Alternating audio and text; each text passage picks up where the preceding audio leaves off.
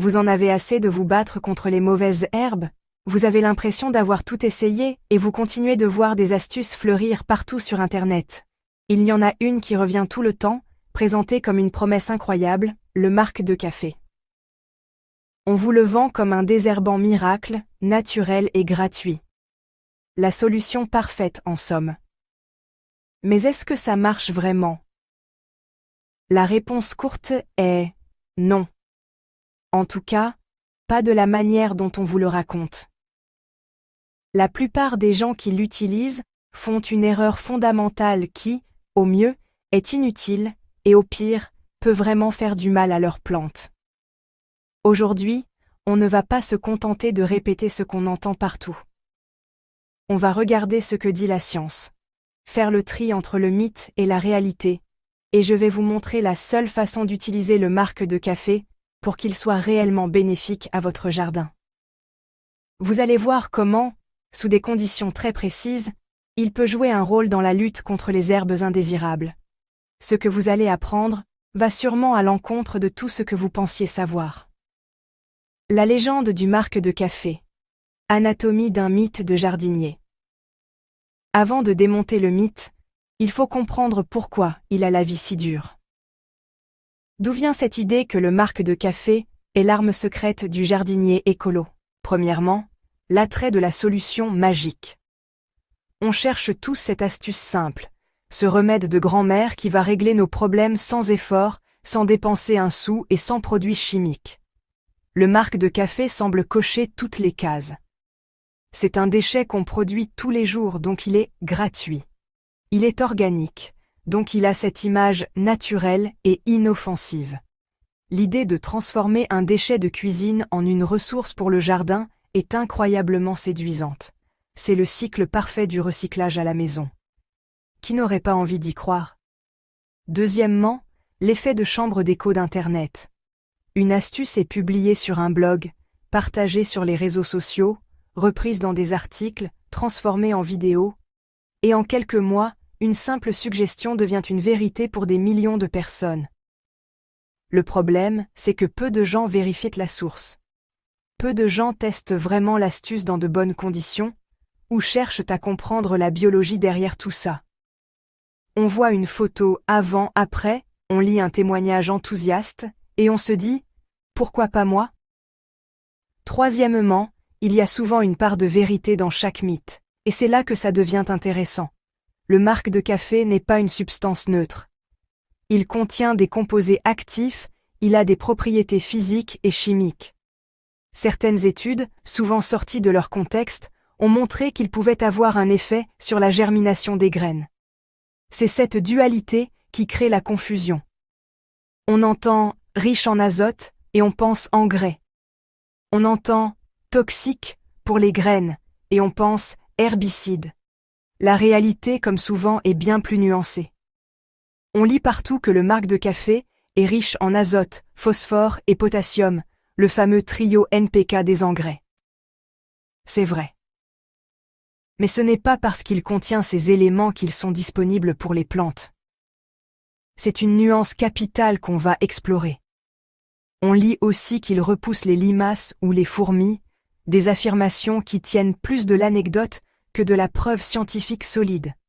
Le mythe s'est donc construit sur un mélange de désir d'une solution facile, de viralité d'informations non vérifiées et d'une simplification extrême de faits scientifiques. On a pris des bribes de vérité pour construire un château de cartes. Aujourd'hui, on va souffler dessus, non pas pour tout détruire, mais pour reconstruire sur des bases solides et vraiment utiles pour vous, les jardiniers. La réalité. C'est le cœur du sujet. L'idée repose sur deux choses, l'acidité et l'allélopathie. D'abord, l'acidité. On entend souvent que le marc de café est acide et va brûler les mauvaises herbes. C'est une double erreur. Le café que l'on boit est acide, mais le marc de café usagé, lui, a un pH qui se situe généralement entre 6,2 et 6,8. Il est donc quasiment neutre.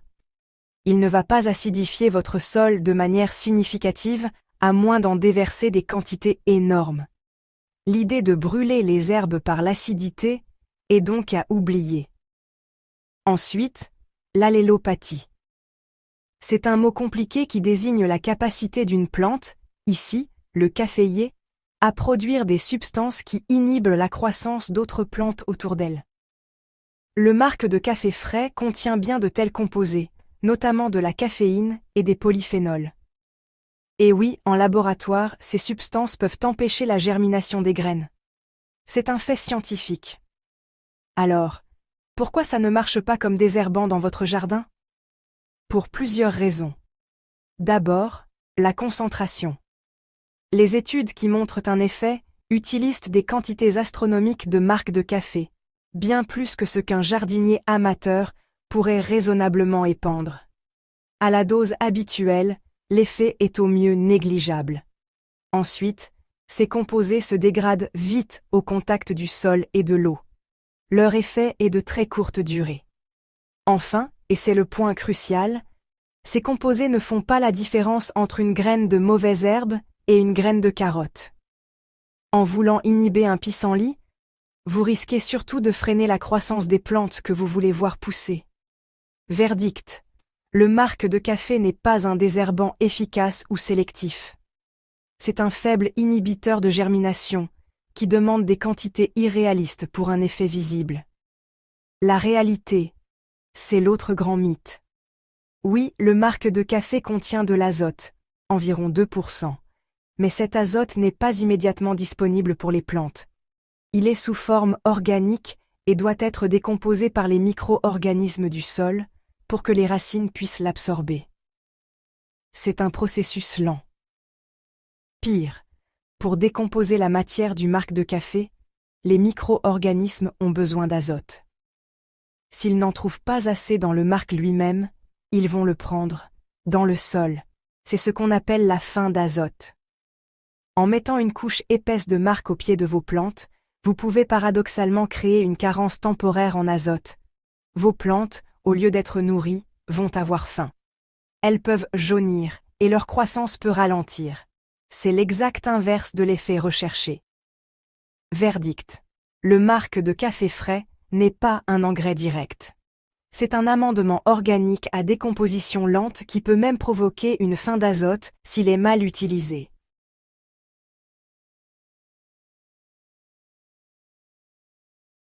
La réalité. C'est peut-être l'erreur la plus courante et la plus dommageable. Vous versez votre marc de café humide en couche au pied d'une plante.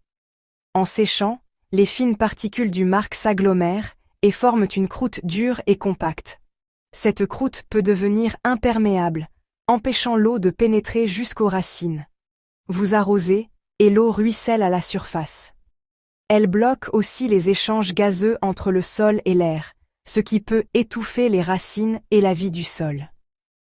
De plus, cette couche humide maintenue contre la base de la plante est une porte d'entrée pour les maladies, comme la pourriture.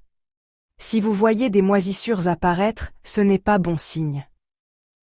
Verdict, le marc de café utilisé seul en couche épaisse est un mauvais paillis. Il peut compacter le sol, le rendre hydrophobe et favoriser les maladies.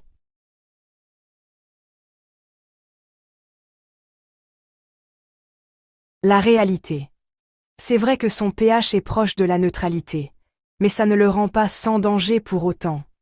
Comme on l'a vu, son impact n'est pas lié à son pH, mais à son effet sur la germination et sa tendance à former une croûte qui affame le sol en eau et en azote. Se focaliser sur le pH, c'est passer à côté des vrais problèmes potentiels. Verdict. La neutralité de son pH ne le rend pas inoffensif. Les vrais enjeux sont ailleurs. Alors, que nous reste-t-il? Un produit qui, mal utilisé, peut freiner la croissance, affamer les plantes et étouffer le sol. On est loin de l'or noir promis. Faut-il le jeter? Non. C'est là qu'intervient la vraie astuce. La méthode qui transforme ce problème en solution. Maintenant que les mythes sont déconstruits, passons à la pratique. Je vais vous montrer 3 façons d'utiliser le marc de café. Une erreur, une méthode tolérable mais limitée, et la seule que vous devriez vraiment retenir. Méthode 1. L'erreur classique à ne jamais reproduire. Imaginez. Vous venez de finir votre café, Vous prenez le filtre encore chaud et humide, et vous le videz en tas au pied de vos rosiers. Qu'est-ce qui risque de se passer? L'humidité stagne contre la tige, créant un environnement propice à la pourriture. En séchant, le marc peut former une croûte dure. Au prochain arrosage, l'eau risque de ruisseler sur cette croûte sans atteindre les racines. Dans les semaines qui suivent, la décomposition du marc peut consommer l'azote du sol, créant une carence pour votre plante, fin d'azote. En parallèle, l'effet inhibiteur peut stresser les jeunes racines des plantes à proximité. Bilan de la méthode 1. Vous avez potentiellement stressé votre plante et dégradé la structure de surface de votre sol. C'est cette méthode qui donne au marc de café sa mauvaise réputation auprès des jardiniers avertis. Méthode 2. L'usage limité et ciblé, prévention de la germination. D'accord, vous voulez absolument tester cet effet anti-germinatif. Il y a une façon de le faire qui minimise les risques, mais soyons clairs, son efficacité est très limitée. C'est envisageable uniquement sur des zones où vous ne voulez rien voir pousser, comme une allée en gravier, et où il n'y a pas de plantes que vous aimez à proximité. Voici le protocole. Le séchage, obligatoire. Étalez votre marc de café en fines couches et laissez-le sécher complètement jusqu'à ce qu'il soit granuleux. L'application, légèreté. Saupoudrez une très fine couche sur la zone. On parle d'un voile, pas d'un tapis. Le contexte. Cette méthode aura peut-être un léger effet sur des graines qui tentent de germer. Elle n'aura aucun effet sur une mauvaise herbe déjà installée. L'effet est préventif, pas curatif, et très faible. Bilan de la méthode 2. Un usage de niche, à l'efficacité discutable, pour un résultat incertain. Un bon coup de binette sera 100 fois plus efficace. Méthode 3. L'astuce qui marche vraiment, la valorisation par le compost. Nous y voilà. Voici la seule méthode que je recommande sans réserve, le vrai secret pour transformer le marc de café en or noir. Et ce secret, c'est le compost. Pourquoi le compostage est-il la solution? Parce qu'il résout tous les problèmes. Il neutralise l'effet inhibiteur. Le processus de compostage, avec la chaleur et les micro-organismes, dégrade les composés qui freinent la germination. Il résout la faim d'azote. Dans un compost bien équilibré, le marc, matière verte, riche en azote, est mélangé à des matières brunes, riches en carbone, feuilles mortes, carton. La décomposition se fait dans le tas, et non dans votre sol au détriment de vos plantes. Il prédigère les nutriments. Le compostage rend les nutriments du marc beaucoup plus disponibles pour les plantes. Quand vous utiliserez ce compost mûr, ce sera un vrai festin pour vos cultures. Il élimine le problème de la croûte. Une fois composté, le marc est intégré dans un humus riche et friable, qui améliore la structure du sol, son aération et sa rétention d'eau. Comment faire? C'est d'une simplicité déconcertante. Jetez simplement votre marc de café dans votre composteur. Voilà. C'est ça, l'astuce. Quelques règles simples. La règle du volume. Le marc de café ne devrait pas représenter plus de 10 à 20% du volume total de votre compost. L'équilibre est la clé. Mélangez. Dispersez-le et mélangez-le un peu avec le reste pour bien l'intégrer. Bilan de la méthode 3. C'est la méthode gagnante. Sûre et bénéfique. Elle transforme un déchet potentiellement problématique en une ressource exceptionnelle. Le VRI secret du marc de café, ce n'est pas de l'utiliser comme désherbant, mais de le voir comme un excellent activateur pour votre compost. Section 4. Au-delà des herbes, démystification des autres usages. On prête au marc de café de nombreuses autres vertus. Faisons le tri. L'affirmation. Le marc de café est un répulsif miracle contre les limaces et les escargots. La réalité? C'est une affirmation très exagérée. Des observations simples montrent que la première pluie ou rosée transforme cette barrière en une piste boueuse confortable pour les gastéropodes. L'effet est au mieux temporaire et peu fiable. Verdict. Fausse bonne idée. Ne comptez pas dessus pour protéger vos salades. L'affirmation. Il éloigne les fourmis. Si vous versez du marc sur une colonne de fourmis, vous allez les perturber temporairement. Mais elles finiront par contourner l'obstacle. Ce n'est en aucun cas une solution durable. Verdict. Effet très temporaire. Pas une solution de lutte. L'affirmation. Il empêche les chats de faire leurs besoins dans les massifs. C'est l'un des mythes les plus tenaces, mais les résultats sont très aléatoires. Certains chats détestent l'odeur, d'autres s'en moquent, et certains peuvent même trouver que la texture meuble du marc en fait une litière de luxe. Les retours d'expérience sont extrêmement partagés. Verdict, très anecdotique et peu fiable. L'affirmation, c'est un excellent substrat pour les semis. Compte tenu de ce que nous avons dit sur l'effet inhibiteur de germination, c'est l'une des pires choses à faire. Utiliser du marc de café frais en grande quantité dans un terreau à semis, c'est prendre le risque d'empêcher vos graines de germer ou d'affaiblir les plantules. Verdict, faux et contre-productif. À éviter pour les semis. Maintenant que le marc de café est à sa juste place, dans le composteur, comment faire pour les mauvaises herbes? Voici des méthodes naturelles, éprouvées et bien plus efficaces. 1.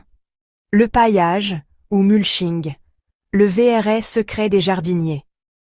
C'est la méthode préventive la plus efficace. Le principe, couvrir le sol nu pour priver les graines de mauvaises herbes de lumière. Comment? Après avoir bien désherbé, étaler une couche épaisse, 5 à 10 cm de matière organique. Avec quoi? Tonte de gazon séché, feuilles mortes, paille, broyat de branches, BRF, copeaux de bois. Les options sont nombreuses. Les bénéfices? Immenses. Moins de mauvaises herbes, moins d'arrosage, un sol protégé et nourri qui devient de plus en plus vivant et fertile. 1. Le désherbage mécanique, l'action directe. Parfois, il faut agir manuellement. Avec les bons outils et au bon moment, c'est rapide et efficace. Le désherbage manuel, l'arrachage à la main après une bonne pluie, reste une technique imbattable pour les herbes bien installées. La binette et le sarcloir. Un passage régulier par temps sec coupe les jeunes plantules. L'adage dit « Un binage vaut 2 arrosages » car cela casse aussi la croûte de surface et limite l'évaporation. Le désherbage thermique. Pour les allées et terrasses, un choc thermique, eau bouillante ou flamme, brûle les feuilles des plantes. C'est une action de contact qui tue la partie aérienne. Pour les mauvaises herbes tenaces, il faudra peut-être répéter l'opération. 1. Les cultures couvre-sol, la concurrence verte. La nature a horreur du vide. Au lieu de laisser le sol nu, choisissez vous-même ce qui va le couvrir. Plantez des végétaux couvre-sol denses dans vos massifs, géranium vivace, pervenche. Au potager, entre 2 cultures, semez des engrais verts, facélie, moutarde. Ils occupent l'espace, protègent et enrichissent le sol. Ces 3 stratégies, combinées, sont bien plus fiables et bénéfiques pour votre jardin que l'épandage de marc de café. Alors, éliminez les herbes avec du marc de café. Ça marche vraiment? La réponse est un grand non si vous l'utilisez directement sur le sol. C'est un mythe qui peut faire plus de mal que de bien à votre jardin. Mais le marc de café n'est pas à jeter. Son potentiel est ailleurs. L'astuce qui marche vraiment, le secret des jardiniers expérimentés, c'est de le laisser passer par la case compost. C'est là, et seulement là, qu'il se transforme en un véritable or noir, qui nourrira votre sol et vos plantes. Alors, la prochaine fois que vous entendrez cette astuce miracle, souriez et allez tranquillement vider votre filtre dans votre composteur, en sachant que vous faites ce qu'il y a de mieux pour votre jardin. Et maintenant, à vous de jouer.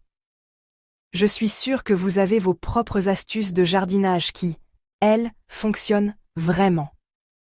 Quelle est votre technique secrète et éprouvée pour prendre soin de votre jardin au naturel? Partagez-la dans les commentaires, je suis curieux de vous lire et je suis certain que ça inspirera tout le monde. Si cette vidéo vous a aidé à y voir plus clair, pensez à laisser un pouce en l'air, cela aide énormément.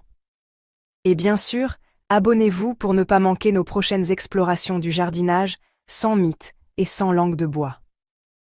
Merci d'avoir regardé, et souvenez-vous. Un bon jardinier n'est pas celui qui connaît toutes les astuces, mais celui qui comprend comment la nature fonctionne. Bon jardinage.